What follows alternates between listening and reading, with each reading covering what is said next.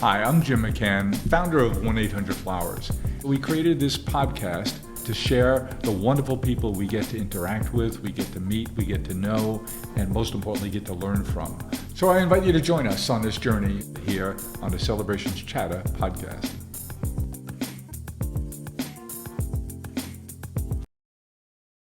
Well, we gathered today to talk all things dogs.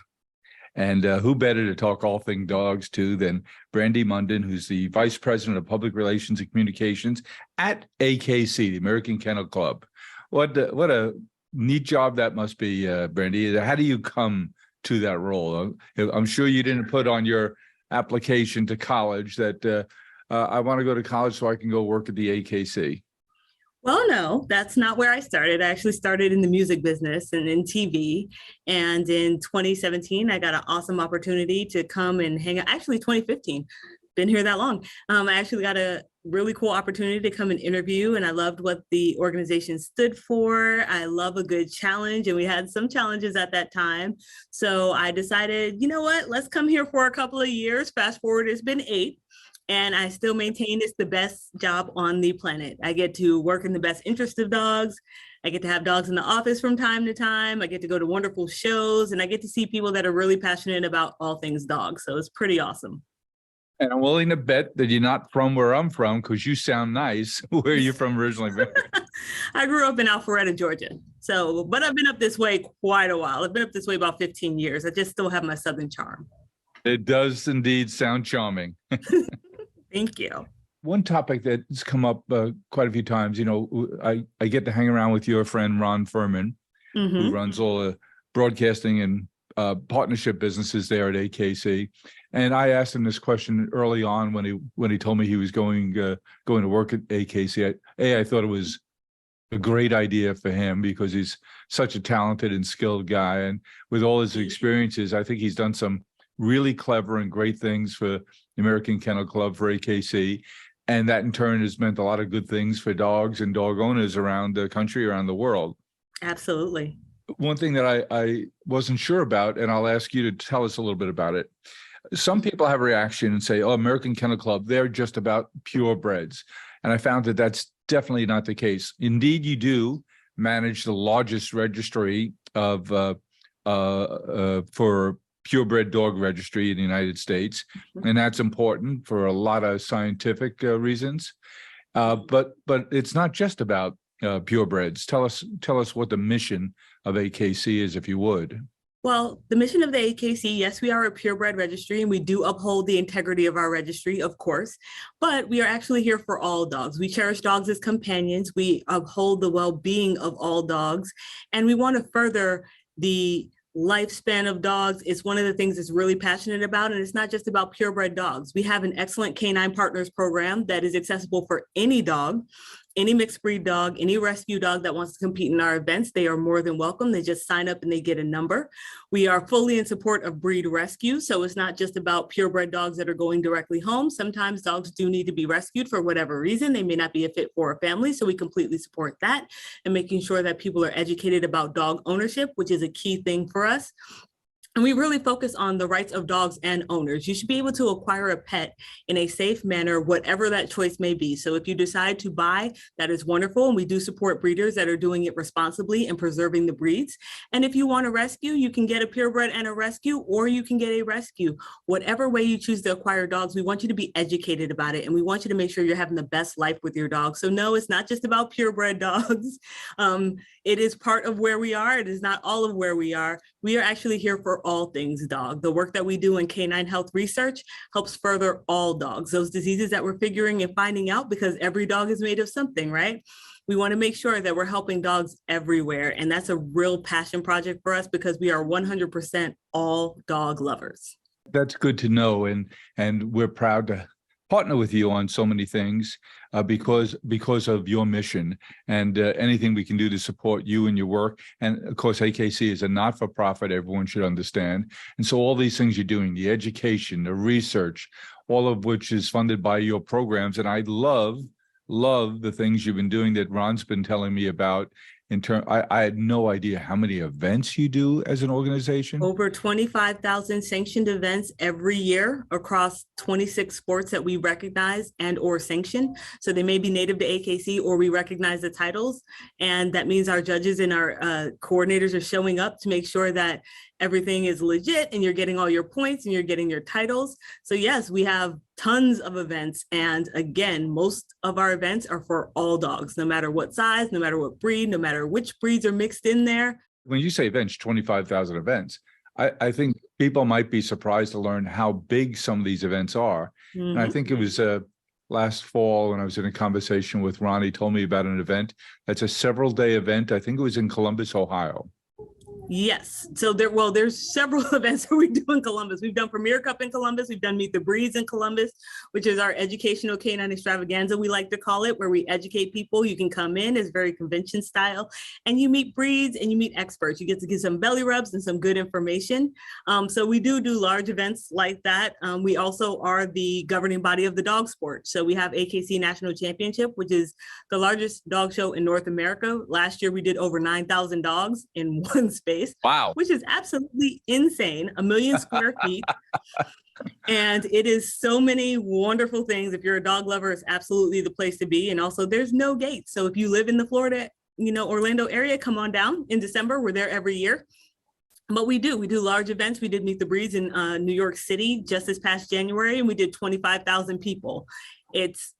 People love dogs, honestly, at the end of the day. And what we love is educating them about the dogs that they love, that they own, or that they might want to own, and showing them new breeds. Because, we get to see our faves on TV and all those great things, but we recognize 200 breeds.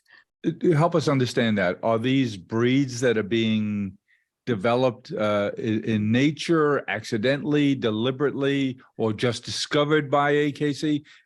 Tell me about how a new breed comes about. Right. Recognition means the breed is already in existence and it's getting its population in the United States, right? Because we're the AKC. So for example, the Saluki, which we recognized just a few years ago, that breed is over 400 years old. It's not new to anybody. It's not created in the lab. It just hasn't been stateside and didn't have enough ownership here for us to fully recognize it. There are far more breeds than what we actually recognize, but our goal is preservation. You recognize 200. How many would you guess there might be? I've heard upwards of 600 breeds throughout the world, and we're only at about a third of the way through. Some people say there's a debate between 450 and 600 that I've heard quite a bit. Yep. They're already here. They already live in places. They already exist in places. They're native to different countries and things like that. So our goal is breed preservation in the States. And so we have a specific ownership requirement, about 300 households that own the dog. They have to have a parent club, which is they're the protectors of the breed, right? So they create the breed standard. Newsflash to everybody, AKC does not determine what a bulldog looks like. That's the parent club. Hate to break it to everybody, but they are the protectors of the club. They're ensuring that responsible breeding is happening. They're building the breed standard. They're here to protect the breed. So they also will do rescue if it's necessary. And once you have those things established, you can come up for full recognition with the AKC. So we are not inventing a dog. We're not creating a dog. We're just recognizing that there's enough of them in the United States that we want to educate people about them and focus on their preservation. Go to the kitchen and the chef says, I created another one. You would be surprised. Whenever we say new, we're like, new to the US. You probably haven't seen it before. It existed in many countries you probably haven't been to. But yes, that's what we mean when it's a new breed. It's new. We get to educate people about it. It's new to the States. It's growing here. And there's a club that's here to protect it and preserve it. And that's what we want to do. Let's get to the heart of it. And I mean heart. What do we know about the impact of dog ownership, pet ownership, but in particular dog, and what impact it has on us, those two-legged creatures, the human beings who have those dogs? We do know that it is wonderful for your mental health. We do know that dogs help extend life. We do know that dogs protect us, even in ways that we don't quite grasp at certain points. But you hear stories all the time about a dog that was barking because they smelled smoke and they saved their entire family. Their noses are 100% better than any technology we have. They work for us. You see police dogs and military dogs all the time. They put themselves in danger, but not so much that is dangerous for them. But you never know how an assailant is going to react specifically, but they find narcotics, they help find children, they help find missing elders, they provide service for us, they help people who have special needs as far as they may have diabetes. There are dogs that detect low blood sugar. There are dogs that detect anxiety. There are dogs that do all of these wonderful things, and they really bring a joy to our life that is unmatched by pretty much any creature. I know people have their faves. Cat people, do not kill me. That's not what we're trying to do. I love cats. Cats are great, but they really enhance our lives in ways across the board that are unmatched by pretty much any species. And when you say enhance our lives, the genuineness of affection displayed between a dog and its human counterpart, its owner, its family that it's with, it's so natural and genuine and primary in how it's expressed. My son moved back from the Midwest quite a few years ago, and he came back with a dog. He got the dog in the breakup, and it was a Westie. And I have one. Do you have one? Yeah, I do. They're terrific. And geez, the relationship between him and that dog was just so cute. And they tend to be one-person dogs. They attach to an owner. Of course, my wife and I did a lot of dog sitting for his Westie, who we called Mickey. Love it. But to see how excited Mickey would get when my son came home in the evening, it was heartwarming, Did he do the two-legged cha-cha? That's what I love to call it, the two-legged cha-cha with the paws in the air. No, he had a route. He'd run around I love the family room, up and down on ottomans and stuff, and he just was so excited. He'd get warm and friendly when I came home, but not like that. My dog gets on his hind legs. He's a hind leg guy, and he just has to. It's a crazy little dance. I'm like, "What are you doing? Your cha-cha? I'm home. And you know what?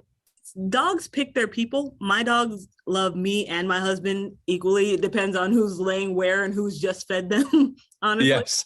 And who's likely to get up and take them out for a walk. Exactly. And who's likely to give them a treat. They are very, mine are food motivated, but it's that bond, that human canine bond that's unmatched. It takes you out of bad moods. It motivates you to get up every day. It motivates you to want to give them their best life possible. And that's one of the reasons why we focus on education so much, because when you know how to live with the breed and you know what they need and you can figure that out, you get the best out of your dog. And my motto is the only thing that's bad about dogs is that they don't live as long as we do. That's pretty much it. Dogs are wonderful creatures, and the way that they enhance your children's lives, the way they enhance your adult life, the way they're your best companion in the whole entire world, even when everything seems to be going bad, is one of my favorite things about them, because it's something about that nose and that wagging tail that just, you can't help but picks you up. But you touched on it, so let's go there. When my son's dog died, it was painful for the whole family. He didn't live with us, but the dog was at our house a lot, and I could tell you, my wife and I felt that pretty tough. It took that pretty tough too, and of course, my son even much more so. But I wonder if some people don't get a dog because they don't want to face that pain. They therefore then deny themselves those years of pleasure and engagement and involvement that come with that. But it's a real issue, grieving at the loss of a pet, isn't it? It is, and it's hard to let them go. One of the things that we have to do as humans and as their caretakers is determine when it is time. If it's time, if they don't, go on their own, you have to determine that. And we call it crossing the rainbow bridge, and it is very hard. There is a grieving process. I tell people all the time who lose their dogs, I'm like, you are allowed to grieve. This was part of your family and a part of your life. And there are actually support groups that help with that. And we encourage those. We actually have a page on Facebook where we see people who communicate and support each other all the time about that loss. And there are people who, after they've lost a dog, aren't certain if they want to get another one because they don't want to go through that again. And there are other people who are just, it's a circle of life and I don't want to miss out on that joy.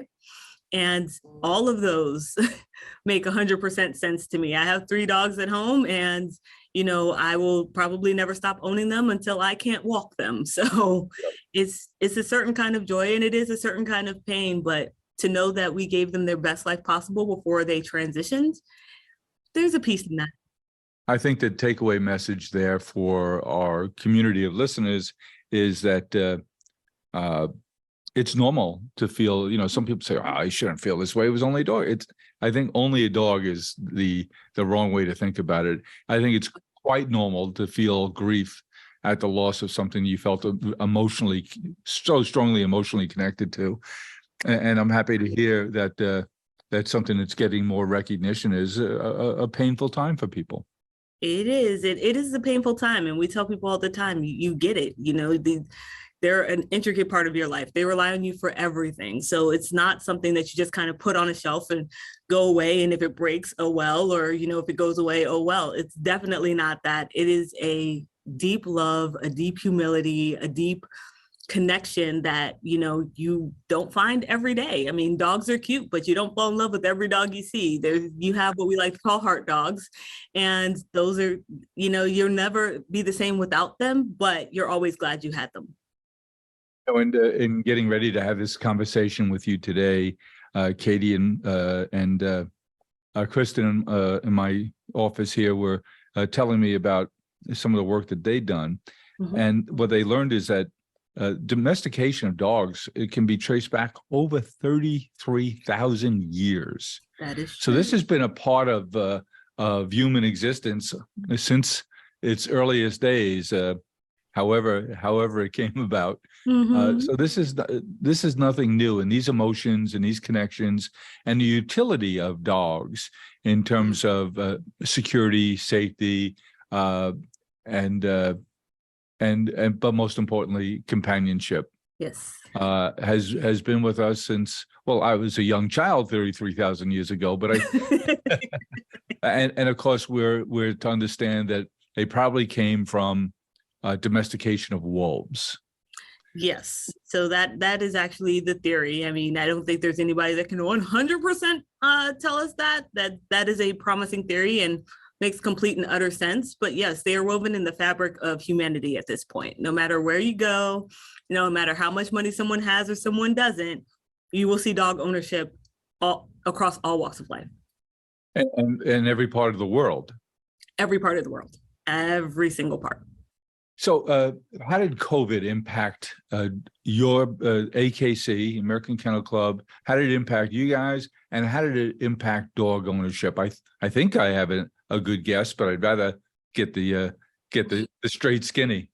It definitely did impact dog ownership in a positive way. There were a lot of people that now had the time to bond with dogs, to be home. There were single people who needed companionship, so they were getting dogs. There were families who now had the time to bond with their dog, and things kind of slowed down. Event-wise, we had to be a bit more creative. There were virtual events. We wanted to be safe about everything that we did and advise clubs in the most safe way to hold their events. So we did come up with some virtual events and things that people really enjoyed and were able to engage with, but we definitely saw an increase on pet ownership across the board, but definitely in dogs, definitely. Across purchasing a dog and across rescue. And frighteningly, there were some statistics that I saw about how many dogs are abandoned each year. Yes. Unfortunately, we are not as good as dogs when it comes to hearts sometimes. And that's why we really focus on education, because one of the worst things you can do for a dog is not know how to own one, is not know what their needs are, and it's not meet their needs. So yes, there are people who do that. You find that a lot of times with accidental litters, dogs that honestly should have been spayed and or neutered. If you do not plan to breed a dog, that is the best and safest option to ensure that you do not have an accidental litter. And unfortunately, you do see that. Every dog owner is not a responsible dog owner. We wish they were. Dogs deserve better. But from time to time, yes, there are. And that's how dogs end up in shelters, accidental litters. I can't care for them. here, I'm going to drop them off. I'm going to abandon them. I've seen people leave dogs on the side of the road. It's the most heartbreaking thing ever. We do not encourage it, nor do we support it.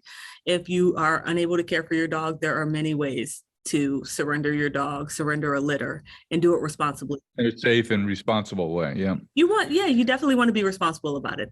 They're living, breathing things. They deserve, care. Yes.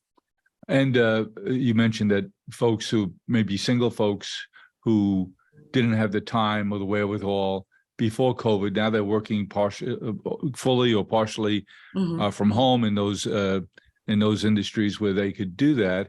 Now all of a sudden say, wow, I'm going to be home all these hours. I do have the time, and it's something I always wanted to do, and now I have an excuse. So dog ownership went up. As COVID has become something we've learned to deal with and manage, what's happened to dog ownership? It's kind of leveled out as people go back to work and have, the world's opened up, so to speak, and you can go on your trips and you can do all the things. It's kind of leveled out. But, the demand for dogs is high in this country, very, very high. And in fact, there's so many studies that have shown that you could, clear out every single shelter and still, every breeder breeding every litter and still not meet the demand for dogs. And that's partially because of lifespan. That's partially because breeders are doing it responsibly. And when you're not churning out dogs and you're paying attention to the health of the dogs that are procreating, that you're breeding with, you're doing it responsibly. There's not going to be the number of dogs that people are demanding. That's not fair to the dogs, and that's not fair to even the breeder. They have to care for them for 10 weeks before they send them home because you want a healthy puppy. So, it's going to remain high. There will never be enough dogs for enough humans in this world. And that is probably a good thing because you want healthy dogs, roaming through the world. You want them to have a wonderful life experience with their owner. So it's leveled out right now, but the demand always exists. So life cycles of dogs will create demand. People's dogs. I have a 16-year-old mixed breed at home on top of another mixed breed, 2 accidental rescues, and a Westie. So, he's 16 and we're so used to having 3 dogs that whenever he does transition, I probably will bring in a 3rd dog. So that will create a demand for us. So, things like that happen and things shift. Sometimes somebody's like, I'm not working as much anymore. I want a dog. Sometimes somebody's like, well, you know what? I have this space and I have all this land. I do want a dog. I might be working a little bit more, but they have all this space. It just all depends on lifestyles and things like that. But it's leveled out, and we expect it to be level for a while. We put our heart into everything we do. We are farmers, bakers, florists, and makers who grow and create with a passion. Made with love at every step of the way. Because at the end of the day, we know you're sending more than a gift. 1-800-Flowers, share with love. So if I know somebody who gets a dog, I would send them to the American Kennel Club website because you have so much information. It gives an idea of what I could learn just by visiting your website if I'm a new dog owner. Oh, you can learn a whole host of things. We have a wonderful newsletter that you can sign up for called Pup Date, which will tell you where your dog should be developmentally at every single week. I'm at 15 months with my dog and I'm still getting the pup date. So you can learn that. We have training. We have veterinary approved articles and with vet input about why your dog does certain things. We have grooming articles. We have breed profiles. So if you're not sure why your dog is doing a particular thing, you can look up the breed and find out about that. We have historical articles. We have how-to articles. We have a bunch of training and health information. If you name it, it exists on our website, and the content grows every day with our wonderful content team. And you can find that information on AKC TV. We have a lot of information there as well.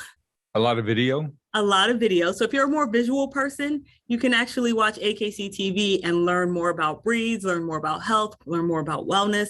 We have an excellent chief veterinary officer who does a lot of content with AKC TV, so you can get a professional opinion about certain things or professional information, which is always wonderful. We have a lifestyle channel, which is more for the casual dog lover. So we have a lifestyle show called Good Dog TV, and you can learn there. So we always incorporate our wonderful trainers and veterinarians and experts there. There's just a wealth of information, and it grows every single day because we know everything grows, everything changes, things need to be updated. We can teach you everything from why your dog scratches his butt across the floor to how to get it to sit and stay and come. You can learn all of those things. Well, it's quite a visual now. That was one of my first questions with dog ownership, like, what is happening here? So, and AKC was my resource long before I even got here. So, you know, it doesn't matter what kind of dog you have. We have content that's going to help you, from everything from flea and tick to thunderstorms to how to deal with fireworks and sound diversion. It just all exists there. You and your husband have been dog owners. Were you a dog owner before you were a husband owner? Yeah, I was a dog owner before I was a husband owner, actually. I made him a dog person, which is fun. He actually picked the Westie breed because he had been going to dog shows with me. So he was like, oh, let's get a Westie. And I was like, are you sure? Because that's a lot of terrier too, we like to call it. Strong personalities, very assertive. And he's been a joy. He's 15 months old and he has been 100% of a joy. He brings new life into the house all the time. So I made him a dog owner. And being as knowledgeable as you are, how did you come about how did you get your Westie? I know a ton of wonderful breeders through AKC. So I reached out to them and I told them, listen, I have the space for a Westie. They can run, they'll be around other dogs. I made sure that, you know, everything was on the up and up on our side, because that's what a breeder really wants to know. They want to know that the dog's going to a good home. So I had a long conversation with them, and then I went on a waiting list. Like anybody else, you go on a waiting list if they don't have a litter on the ground. And I waited for this particular Westie, and then I went down and I got him, and he is full of life, full of a little bit more life. But I also examined the breed and if we could meet the needs specifically, because they are very strong-minded. They can be prey driven. They were bred to hunt vermin. So you want to make sure that you have a little extra oomph there and some mind games and all of those things. And he gets along great with the other two dogs, and he follows me around like a shadow. He loves to lay on my husband. It works out for everybody. We have a house out at the beach, and my son's dog was in the yard. We had a few friends over. We were sitting around on the back deck, and all of a sudden my son's dog came up, very proudly delivered to me a mouse he had caught, and laid it at my feet as a gift. He was doing his job. That's what he's bred to do. And it's very cool to watch them innately do what they're bred to do specifically. Yep. Mine has come up with a squirrel, and I was like, well, thank you for that. But also just knowing and it was delicious. Exactly. Just knowing that he like chased it down and this was his thing. And I was like, oh, look at you doing what you're bred to do. I will tell you though, we have a groundhog at this house for about 5 years now. Mm-hmm. And this Westie wanted no part of that groundhog. That groundhog was too big for him. They know their limits, but also they are a little dog. They're a lot of dog in a little package, right? So mine sees a big dog and he's like, I want after him. And I'm like, he will eat you. Get back here. What are we doing? But you know, honestly, my dogs bring so much joy every day. Doesn't matter what kind of day. What's the longest of the other two dogs? What's the longest you've had one? 16. He's 16 years. Yeah. Yep. He's a smaller breed, so smaller breeds do tend to live longer than larger Smaller breeds. Equals longer? Yes, smaller does tend to equal longer lives. That's why you see like 20-year-old Chihuahuas. It is absolutely a thing. Larger breeds tend to have a shorter life cycle. So I have a 65-pounder that was a wonderful accidental rescue from somebody that could not keep him. And, you know, he's the big guy, but the Westie like jumps off the couch and like onto his head. And it's hilarious to watch them wrestle because he's so sturdy that he doesn't hurt him whatsoever. So it's just a lot of fun. I laugh every single day. How do you involve your dogs in your life? You have 3 dogs, so you can't say, well, we have some folks coming over. I'll put, the one dog in another room. It's their house. Involved. No, it's their house. Yep. They're totally fine. I tell people all the time, I am very proud that I spoil my dogs. I do. They have crates downstairs with their own beds in them, individual crates, so they can go and have their own time because they kind of like that cave-like environment, just to be able to decompress. Upstairs, they have their beds are on my side of the bed. Each one has their own beds. They are free to roam the house with the exception of the kitchen and the bathroom because the Westie does love toilet paper, so we can't do that. But they're pretty much, they are free to roam the house. They get fed twice a day. When I go on walks, especially when I'm working from home, I like to walk in the morning. I take them with me so they get some good exercise in. They are free to roam in the backyard, which they absolutely love and adore, and run amok in the backyard. And honestly, they're part of the family. So when it's Thanksgiving or it's Christmas, I hope you're not afraid of dogs. My dogs don't jump up on people. They're trained not to jump up on people and not to frighten them in that way. So they're very friendly. They just want to be pet and they just want to be around you. They're totally fine. We've had barbecues and things like that, and they just hang out outside. They pick their person they want to sit next to, and that's their jam. My youngest son is married as well, and he has 2 children as well as my other son, and he has a Burma Doodle. Yes, doodles are becoming quite popular. Especially in those mixed breeds. So I think it's a Burmese mountain dog and a standard poodle. Yeah. That's to watch this dog run. It's a thing of beauty. I mean, he looks like a thoroughbred racehorse when he's got a good open space to run in, and she's young and she can really get at it. But well, those are 2 breeds that are very, very interesting. A lot of people don't realize how sporty a poodle is. Poodles, I'll tell you a quick thing that a lot of people don't know. So when you see the poodle in their cut and you see the poof and you see the fluff in their body and it's shaved, that was actually designed to protect their organs when they jump into water. That's what the cut was really designed to do. So that's why you see where the hair is specifically. It's not just for vanity in the show ring, even though they do call it a poodle cut, and a lot of poodles you'll see cut like that. But they are actually very good at water tests. They're good at. I'm wearing my poodle cut today. Did you notice? Me too. But they're great in water. They are great runners. I mean, you see them and I'm told they're one of the more intelligent breeds. They are. They're extremely intelligent. And they're really good fowl hunters as well. So, they're really a really great breed. So I'm not surprised that poodle side might be coming out, because when they break out into a stride, it's one of the most beautiful things you've ever seen. Oh, yeah. And we were just chatting this morning in preparation for our discussion today. We as a family and as a company of sponsoring a dog to work with canine companions. Oh, nice.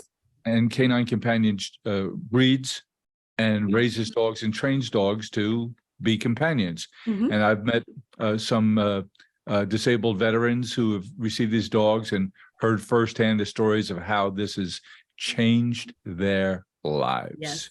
Absolutely. And so I thought, what a wonderful, here I am, a granddad, what a wonderful way to provide a lesson for my grandkids. This started back when we were much more locked down with COVID than we are today. Thank goodness that's evolving. But what we did was we worked with canine companions, and they selected a dog for us. And coincidentally, the young lady who's the puppy raiser for this dog lives near us, lives relatively near us on Long Island, and she's a wonderful young lady. Oh, wow. She's just a special person. This is the 11th dog she's raised. Oh, wow. So she gets him at about 8 weeks old, something like that. And then she has him for the next year and a half. And she begins the dog's training, and then he graduates to an academy where he goes with professional trainers, and they prep the dog. In this case, it's a he. And my grandkids we Zoom meet every month, and we chat with the lady who's raising the puppy, and we see Socks. His name is Socks. Oh, how cute! We had to get his name approved because the professionals at Canine Companions want to make sure his name isn't similar to a command. The dog will be learning, because it'll be confusing. Yes. So one of my grandsons suggested the name Socks. We went with that. But they're learning so many good lessons, Brandi, about this young lady and what a good and caring person she is, and the relationship that she develops with the dog. And they were very curious about, how will you be able to give this dog up after you've raised it for 14, 16, 18 months. And she said she's done it 11 times, and it just fills her heart to know that this dog is going to go make an enormous difference in someone else's life. and they'll train different dogs for different activities. He's a mix of Labrador and Retriever. And he's a little on the smaller side. He's cute as can be, beautiful black pup. And what we were talking about is a couple of weeks ago was his first birthday. Oh. So we asked her to come to the Flowers office here, and we had a birthday party for him. Oh, that's awesome. And what we were talking about this morning is there was a noticeable increase and improvement in spirit around the office. We have about 500 or 600 people here in this one building, and everybody, we had a little party. Everyone came into the party. Sox was there, and of course, he's so well behaved, but he just lifted everybody's spirit. Yeah. Just to be able to interact with him, to see him, it just created a buzz in the building. It does. It's something about that serotonin. Puppy. It gets that serotonin flowing. There's nothing like it. Yep. When we bring dogs in the office here, it's like I'll bring in Bruno, and I have to shoo people away from my door because everybody wants to come see him. I'm like, I'll bring him out. But which one is Bruno? He's the Westie. So the more portable of the three. But we've gone to, like, when we go to Columbus and we'll do a segment there, they'll ask us to bring the dogs in the newsroom, and everybody just lights up. And, they're doing some of the heaviest work because of everything that's going on in the world. And they just light up and they get on the floor and they rub belly. And it's just great to give them that opportunity in the day. There's nothing like a dog. We even fan out over our champion dogs. Buddy Holly won Westminster, and he's a PBGB, and we were just in love. He came to visit, and the whole office stopped just to see him. It's just... Lisa Sabat, who's our producer here, went to the Meet the Breed earlier this year in January, and I think it was over in the Javits Center. It was. And it was packed. It was terrific. Now, she has two little boys, and so she had welcome companions who wanted to make the trip with her. Might be tougher to get them to go to see something else, but Meet the Breeds, they were all in. And we're trying to come back to New York, so if she wants to come, we're happy to have her again. And what's on the horizon for you? What do you and your teammates at AKC have on your list of things you want to do in the coming few months? Well, we are busy across all fronts here. So we have Meet the Breeds Chicago coming up with the Great American Dog Show in Illinois. That's coming up in about 2 weeks. We have Meet the Breeds Columbus coming up October 14th. We have our national championship right on the horizon in December. It'll be here before we know it. We have AKC TV that's expanding off of AKC TV. Good Dog TV, which is our lifestyle show.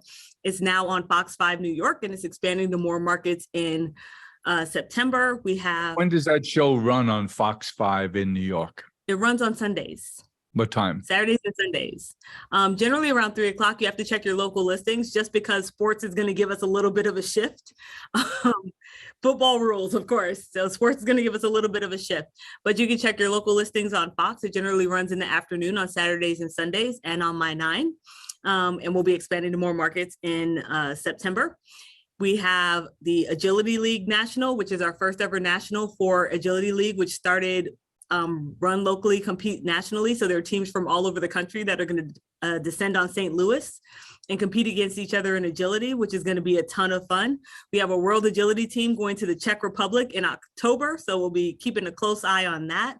We have our Patriotic Puppy Program, which is a ton of fun and is helping us solve a lot of issues that specific police and military are having by getting domestically bred dogs that they're able to work with. We have our Adopt a Canine Cop program that's probably going to give out, it's about 700th grant, which is great because it helps police stations around the country get funds for dogs because that is very hard to come by. So we are loving helping police stations right now. And wow. I think that's enough. I think we have a couple of more pet disaster relief trailers to donate this year. Well, I think it's so clever that Ron Furman wanted to join American Kennel Club because he knows the media world like very few people. And he said, I remember when he was doing it, I said, tell me, what's your interest there, Ron? He said, it's content. Yeah. They have to think about, now it's the we have to think about the fact, speaking in his role at AKC, about the fact that we have great contact. We attract great people who are warm-hearted and caring people. And the majority are going to be female. And when we put on an event in Columbus, Ohio, where 20,000 people show up day after day for 3 days in a row to go through all the different physical activities there, he said it's just great content. And so I wasn't surprised when you guys cut the deal with ESPN, who says, hey, we want to attract different audiences to our network so that we get the contagion. They find other things that they like here. And what a wonderful way to attract women and children and younger folks to watch our dog events, Meet the Breeds, all the athletic and physical events you have. So when he said all of it. we all went, of course. Yes. But it took someone with his kind of insight to figure that out and educate us. But what a great idea. And I can't believe the breadth of your programs, 25,000 events, the educational materials, the research you're doing. It's an amazing world. And as we've just discovered, it's been around since the beginning of time. And it only seems to get more interesting every day. It absolutely does. And that's part of the wonderful work we do here is we try to keep it interesting. We try to keep it fun. We try to bring in new audiences. ESPN has been wonderful to us. Ron's leadership on that side has been so amazing. And it's allowed us to really grow and get people to understand the impact of dogs in this world and why we can't live without them. Brandi Munden, you're not only are you good at your job, which is obvious, but you bring an unbelievable passion to it, which makes you good at the job. And that's something you can't fake. But when you have it, it really does make a difference. It makes it not like going to work, I'm sure. Definitely. So, Brandi, thanks for sharing all this good information with us today. And for anyone who's interested, just go to AKC.com, AmericanKennelClub.com. .org. And you can, .org. Sorry. And I say .com in my day job a little too much, I guess. And all the great content you have, all the great information, you're making the world a better place for our humans and for our four-legged friends both. Brandi, thanks so much. Thank you so much for having me. It's been a pleasure. It's my sister's birthday. Go to 1-800-Flowers.com. They have tons of great birthday gifts. Wow. Happy birthday, baby. Wow. Yeah, me. I got to contain myself. 1-800-Flowers. Celebrate the people you love. Well, I hope you enjoyed what you heard, and I know I'll be sharing it forward. I hope you get to as well. Let's keep the conversation going. Follow me along on Twitter at Jim1800Flowers and on LinkedIn at Jim McCann. Hope to talk to you soon. Thank you for listening to Celebrations Chatter. You can join our community by reaching out at chatter@celebrations.com. And while you're at it, tell us what topics you'd like us to explore here on the Celebrations Chatter podcast. Thank you for listening, and don't forget to share it forward.